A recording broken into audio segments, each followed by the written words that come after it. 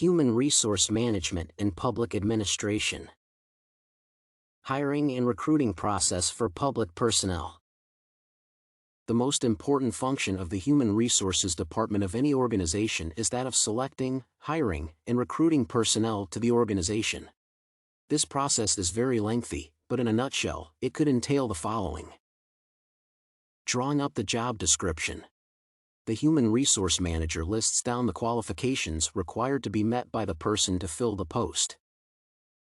Advertisement of the job position. This can be through an internal memo or the public media such as newspapers and websites. Shortlisting. This is done after the applicants have made their applications keeping in mind the job description and requirements. Screening and interview. Selection. Recruitment of successful candidates. Employee orientation. Probation and confirmation. Various types of policy in HR management. A policy generally refers to a standard or tenet to direct resolutions and attain rational results. There are various policies involved in human resource management, but the main ones include recruitment. This process ought to be fair and just eliminate all forms of discrimination. Health, safety, and well-being.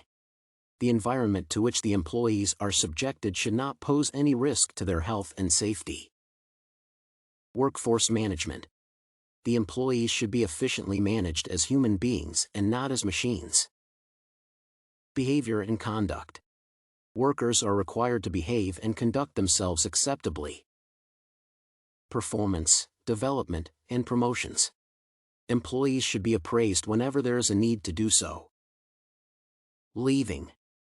There should be procedures to be followed during the termination of the employment contract by either party.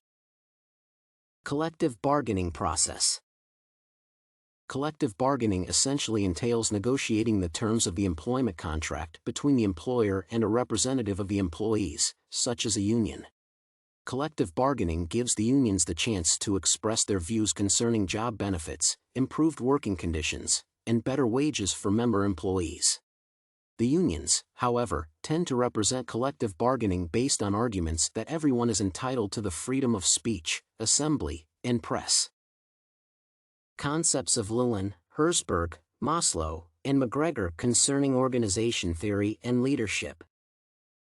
McGregor argued that employees are broadly grouped into two, those belonging to theory X, authoritarian and dislike work, hence, have to be motivated, and those belonging to theory Y, participative, work to them is as natural as play and hence need no motivation. Abraham Maslow on the other hand proposed the hierarchy of needs whereby if a need is not satisfied then it needs motivation. Herzberg emphasized Maslow's concept whereby he suggested that the higher levels of the hierarchy demanded motivation since they caused the most satisfaction. Lewin's field force theory stresses the fact that cultural differences should not be a hindrance in employment and that employees need motivation at different stages of their time in the organization. What federal employees are forbidden to do regarding ethics? Federal employees are permitted to take part in political management as well as political campaigns but are, however, forbidden to do the following with regard to ethics. They are forbidden to use their official authority as a way of interfering with elections. They are also not allowed to engage in any political activity when in official uniform, using government assets such as vehicles, while on duty, or when in any government offices. Federal employees are also forbidden to use the other employees to carry out other tasks during official working hours. How ethics are implemented. Ethics are implemented through the establishment of rules and regulations that are to be applied to the respective people.